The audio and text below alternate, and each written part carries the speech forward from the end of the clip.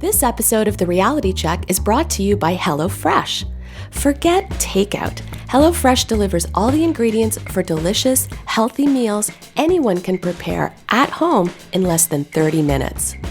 And HelloFresh is giving our Canadian checkers 50% off their first order. Go to hellofresh.ca and use promo code REALITY50 to get 50% off your first order. That's hellofresh.ca, promo code REALITY50. This is your reality check.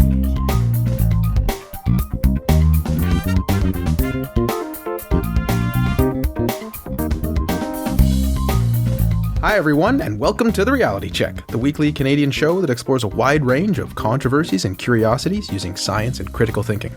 This is the show for April 18th, 2017, and I'm your host, Darren McKee. With me, as usual, are Adam Gardner. What's up, Cubles? Christina Roach. Hello. And producer Pat. Hi, everybody. We have a great show for you today. I'm going to look into whether the fearless girl statue is bull.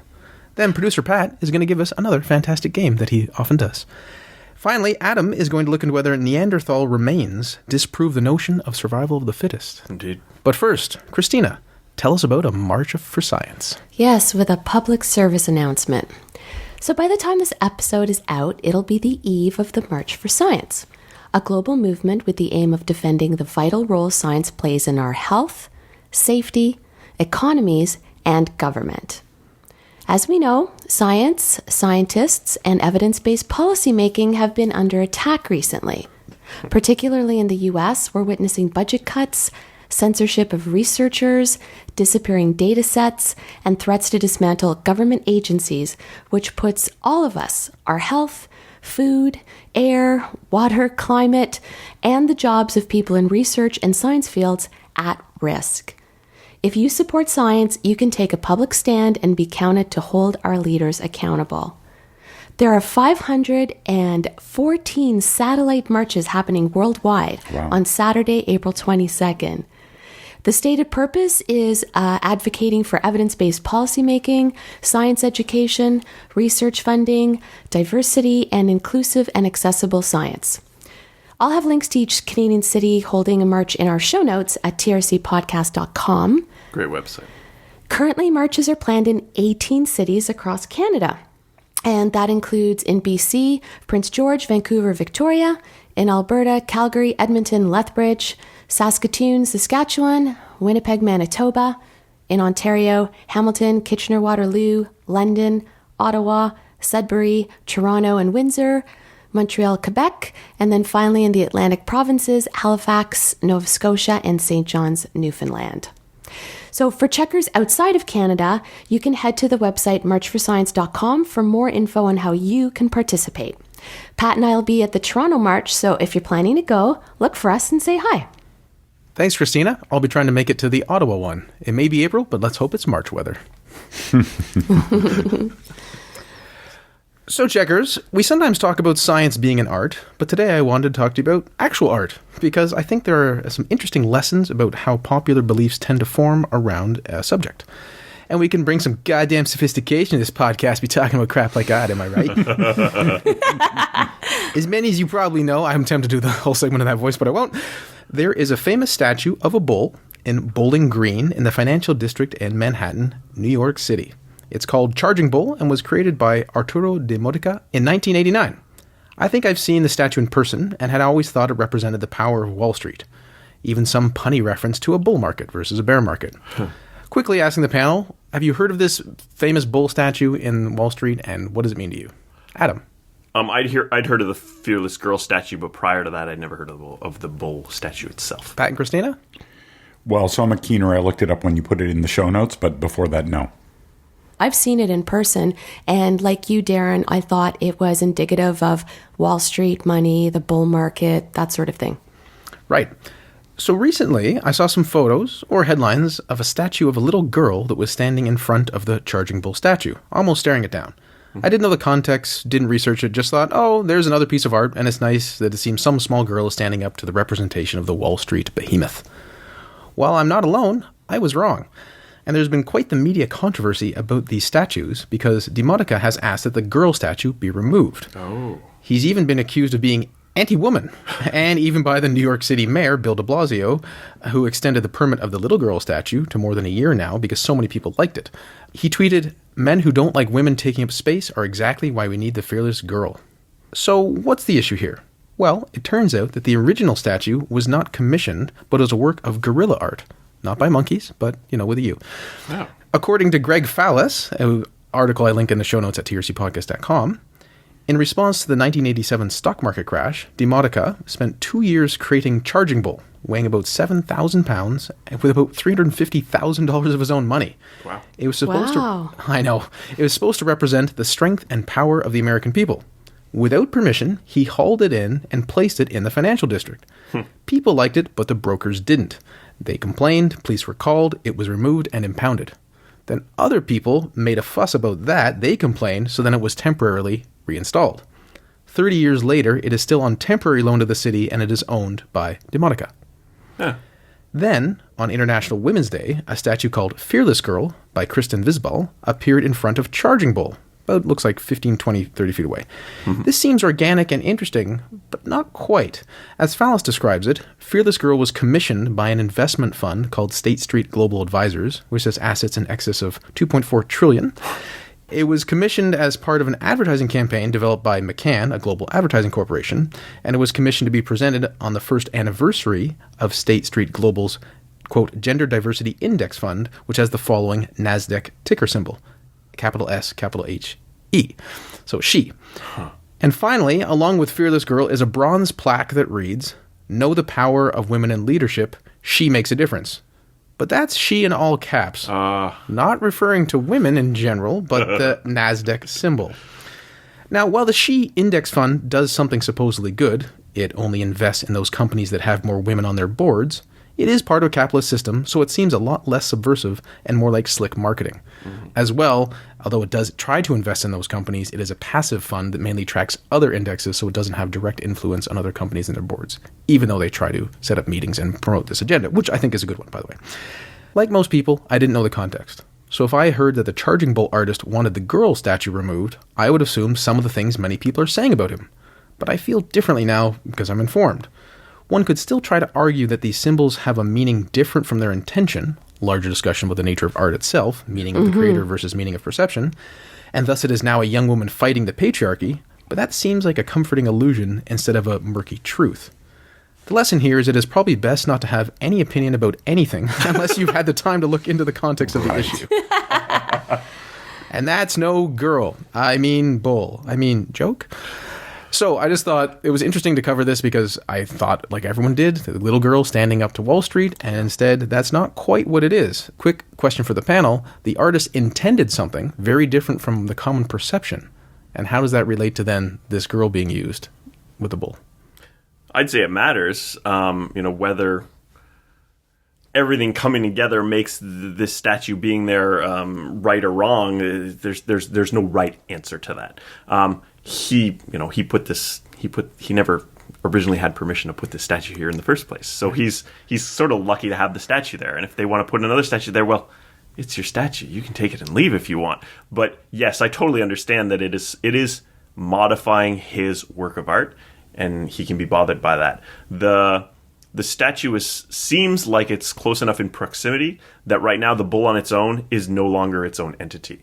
If it were like a statue put outside the Empire State Building, well, the Empire State Building's still there and holds its own, but now the statue plays off the Empire State Building. But now your bull statue is now Fearless Girl in the bull, and you can't get away from the fact that it's changed. And if he doesn't like it, we need to at least appreciate that. Whether or not anyone makes a decision to change it is, not something I can say there's a definitive answer to.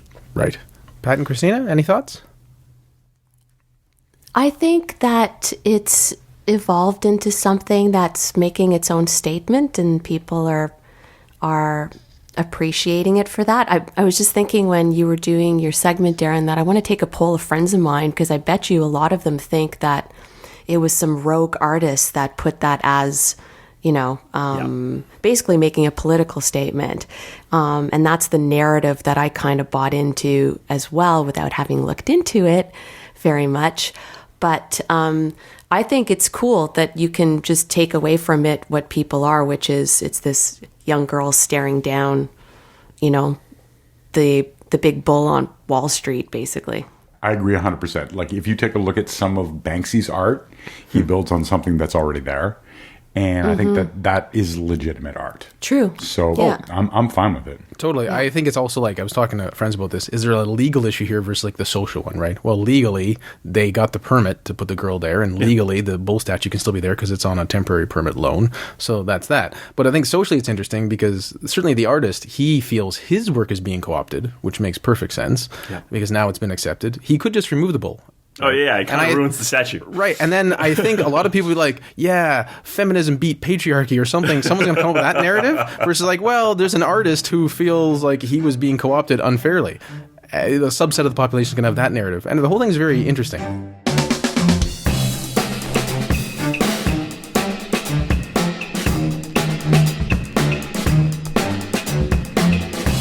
And now Pat with another game of Name That. All right, here we go with another edition of everyone's favorite mostly guessing game, Name That. In honor of the recent birth of Elizabeth Gardner, today we play Name That, the baby edition. Ooh, fantastic. Oh, boy.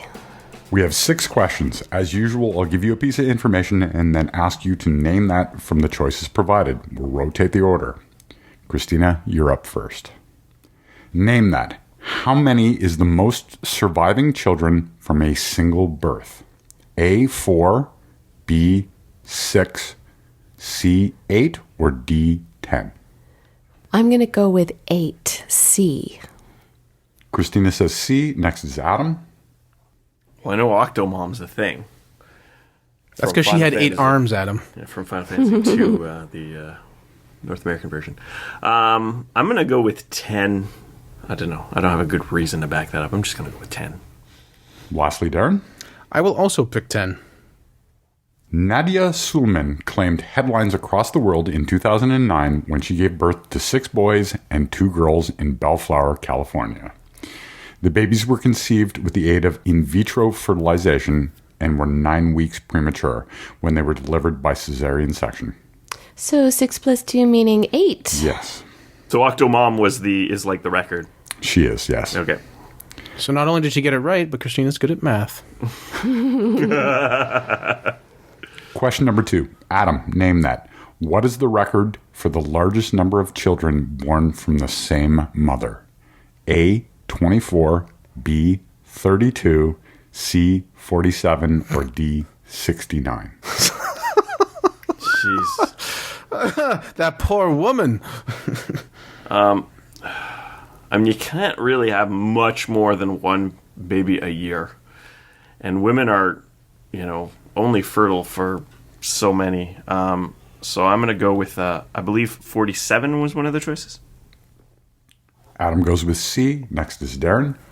What was B and C again, Pat? 24, 32, 47, 69. Oof. I'll pick 32. Darren goes with B. And lastly, Christina.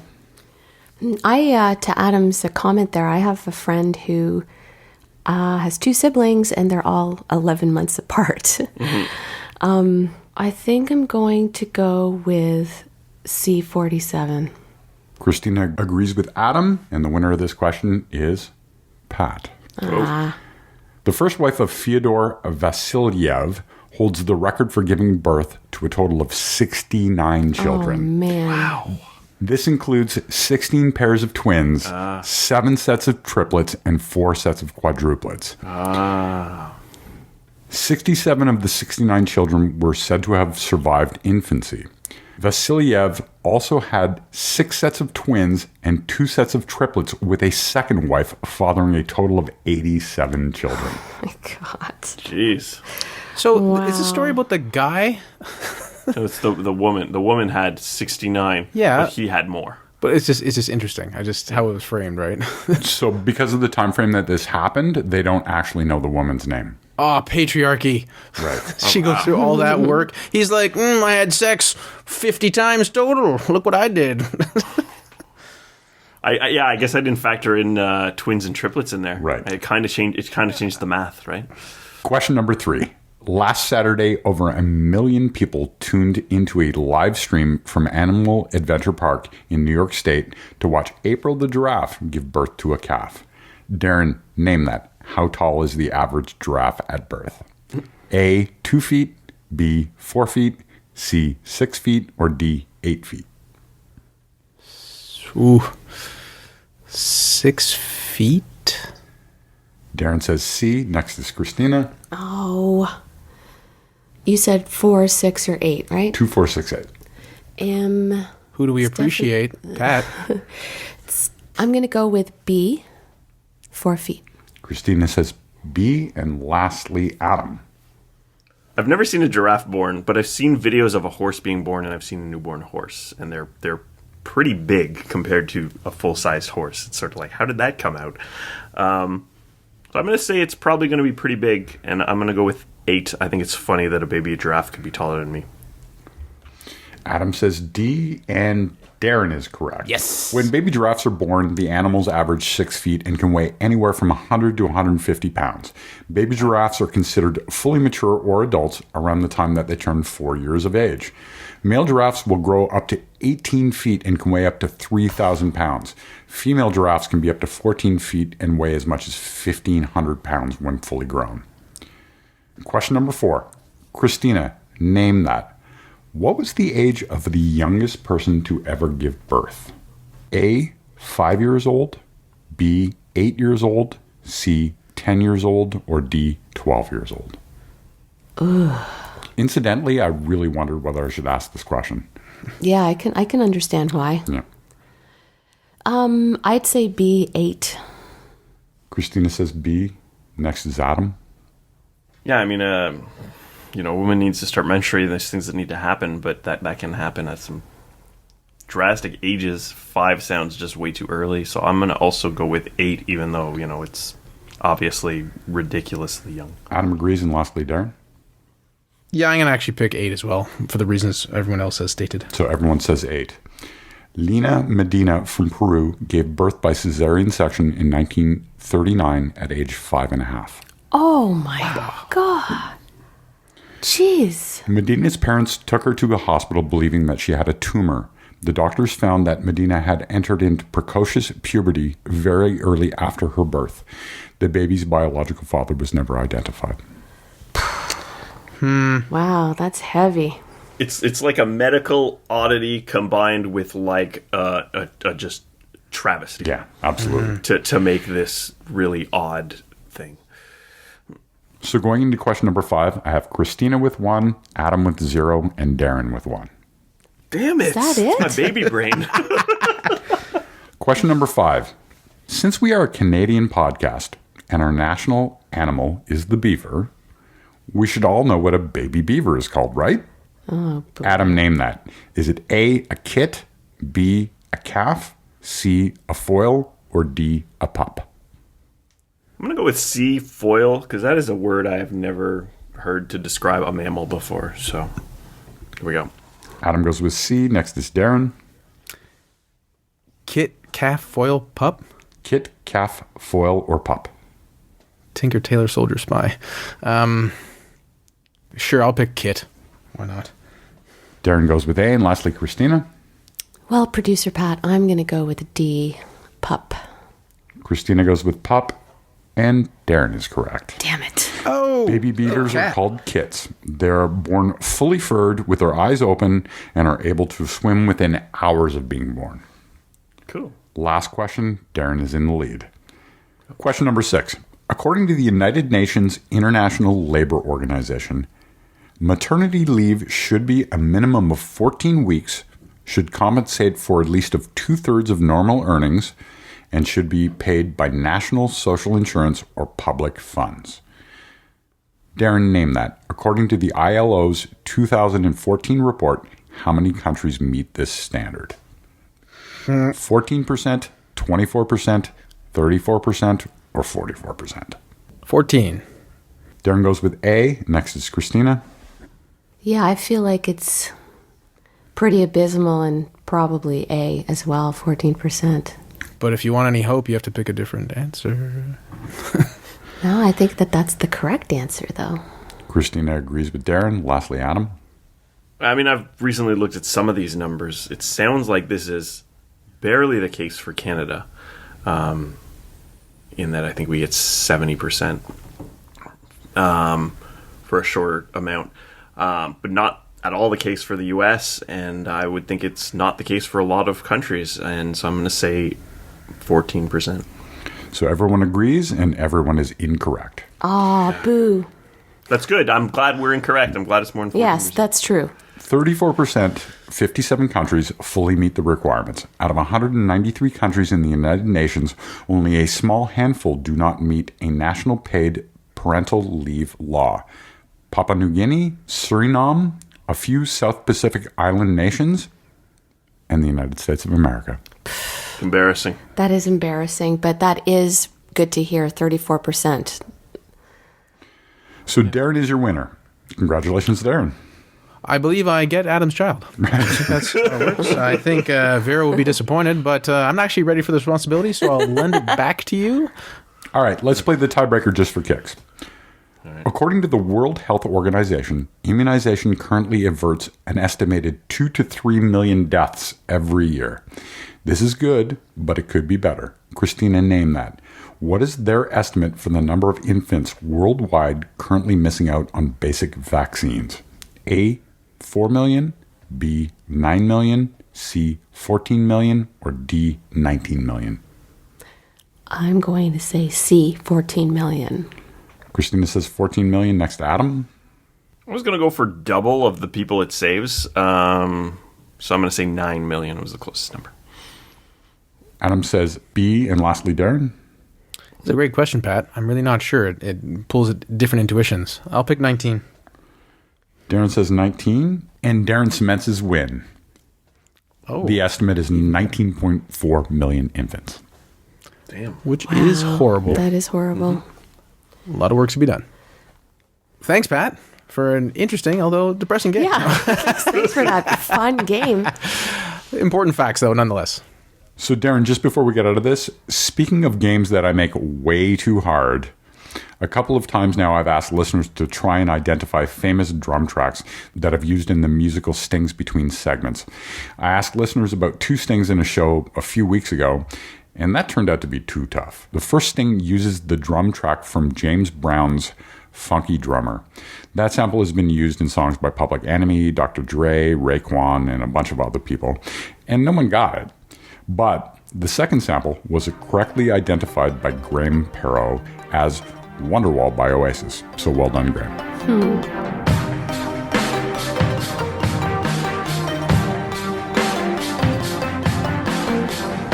While we encourage our friendly competition at the show, there's also something called survival of the fittest. But perhaps some Neanderthal remains disprove this, Adam? The other day, a friend of the show, Chris Hebburn, sent a link our way asking if it was a good potential segment. It was a Twitter link that said, "Survival of the fittest is bullshit. Pass it on," and it had a Tumblr screenshot attached. The original post reads as follows.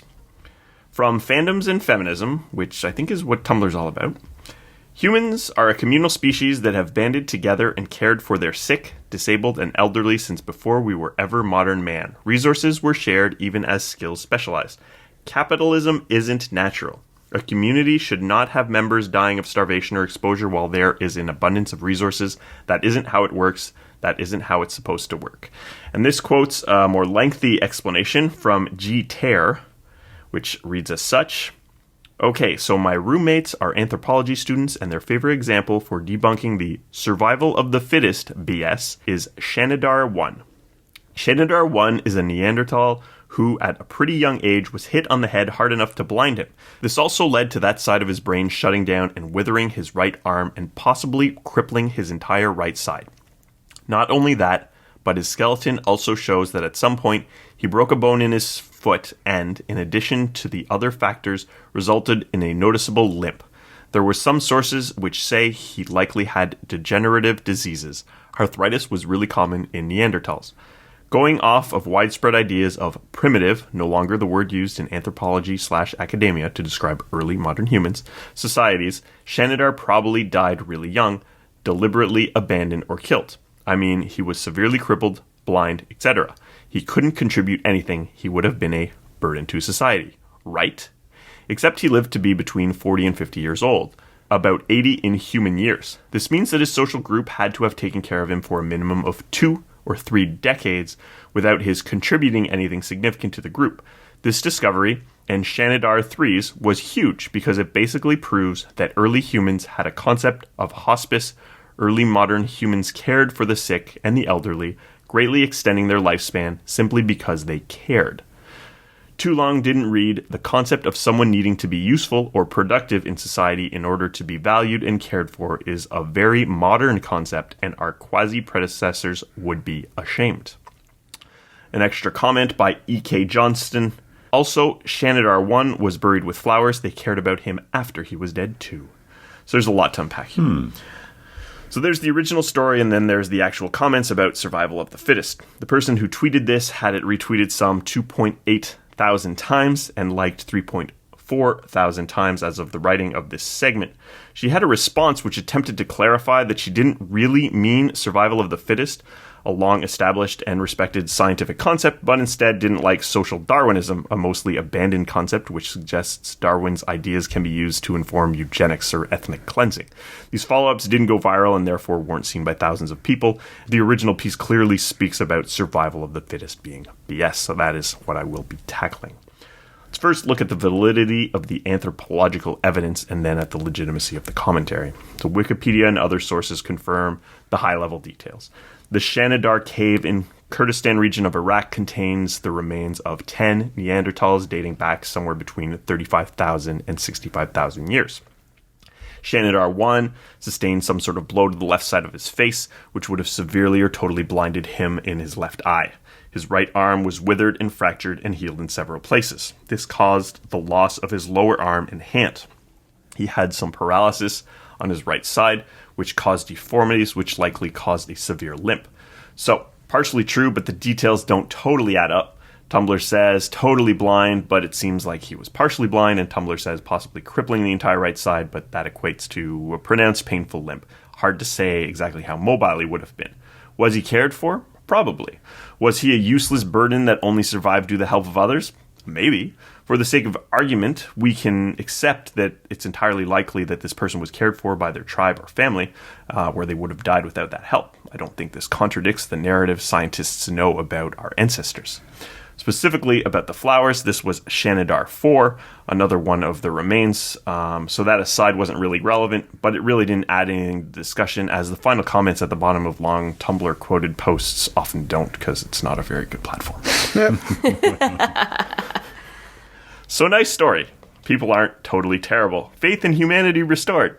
Sort of. We aren't Neanderthal. Faith in the genus Homo restored, perhaps? We're close enough, and some Neanderthal genes did likely end up in our gene pool. And we are talking about genes here if we're talking about survival of the fittest. That altruism existed then, or does now, is not particularly surprising. I'm not sure how a single example of altruism completely discounts capitalism. The suggestion seems to be that being shitty to each other is modern, and perhaps that if survival of the fittest is all that mattered, we would just let the weak die. Altruism is an adapted and useful trait. More specifically, reciprocal altruism is very useful. If I do a good thing for a person and have a good expectation that they will do the same to me, that's great, that's encouraged, it's useful. It's selected for. We have strong evolutionary pressures to support our families, to keep those genes which we share going in future generations. It also makes a lot of sense to support our own tribe, but not so much to care about people in other tribes from an evolutionary standpoint. Even in very capitalist societies, humans tend to care greatly for their families or people that are similar to them. So what were early humans like? So this story falls prey to the concept of the noble savage. And this is the idea that prehistoric man was innately good until somehow corrupted by civilization. This is an important modern idea, as many of the woes of society are assumed to be the fault of culture or society itself and not something that are innately human. We blame it on rock music or movies or video games or whatever. We can't see what happened in prehistory, so it's hard to tell, but we can infer the behavior of prehistoric hunter-gatherer tribes based on modern hunter-gatherer tribes, which we can observe. This idea was discussed in a few books I read recently, mainly Sapiens, A Brief History of Humankind by Yuval Noah Harari, and The Blank Slate by Steven Pinker. Neither painted such a rosy picture of hunter-gatherer cultures.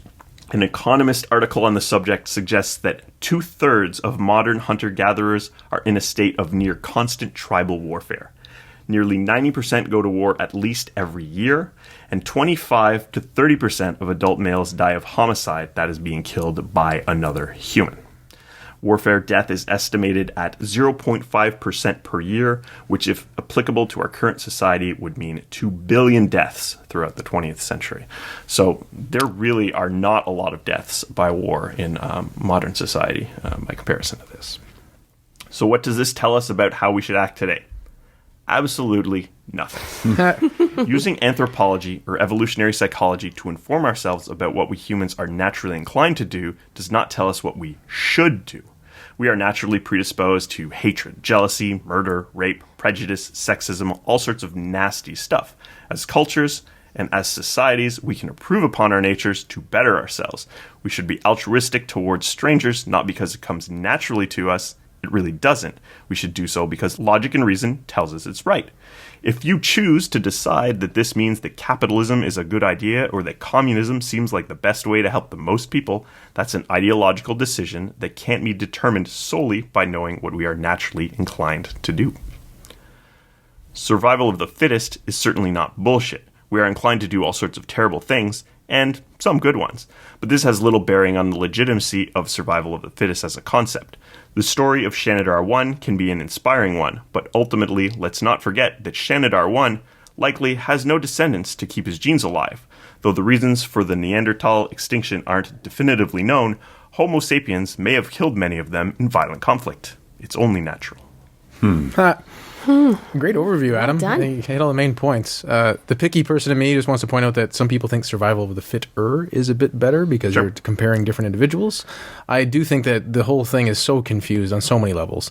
Even they lived to be 50 or 60, which is 80 in human years. You're like, then human years? Current human years? It's not a cat. It's not quite the same thing. I don't know if it fits over, but yes, there seemed to be a naturalistic fallacy as well as numerous other invalid conclusions being drawn from poor arguments and initial stated assertions. Yeah. Thanks for joining us once again, listeners. There may be a March for Science in your city. Look on the internets to find out. I told you that the charging bull statue had a different intention by the artist, which puts the fearless girl statue, commissioned by a large corporation, in a bit more context. Pat gave us a very fair game of Name That, where I happened to win, and Adam explored wonderful tidbits about evolution, reciprocal altruism, and showed that people have always helped people, and that doesn't mean capitalism is bad. Even though it might be bad, and maybe you shouldn't help people, but those aren't conclusions you can draw. Until next time, think better to act better. Peace out, Cubles. Stay classy, not smart-assy. Good night, everyone. For show notes or to discuss this episode, visit our Facebook page and website at trcpodcast.com. For general inquiries or to send a topic or parody suggestion, email info@trcpodcast.com. Help support the show by leaving a review on iTunes and liking us on Facebook. Follow us on Twitter at TRC_podcast.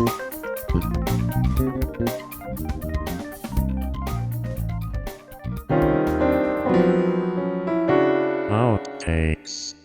Enough myth-busting and skepticism. Time for a game. Or do you feel that's throwing you under the bus? Would you like a different introduction, Pat? Yeah, please.